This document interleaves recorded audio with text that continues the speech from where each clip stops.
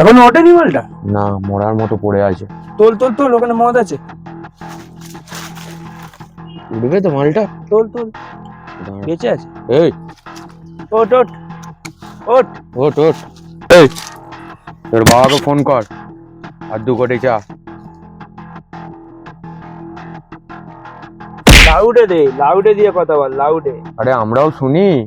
হ্যাঁ, আপনার কাছে কল করার জন্য কোনো বৈধ রিচার্জ প্ল্যান নেই। আমার ফোন দিয়ে ফোন কর।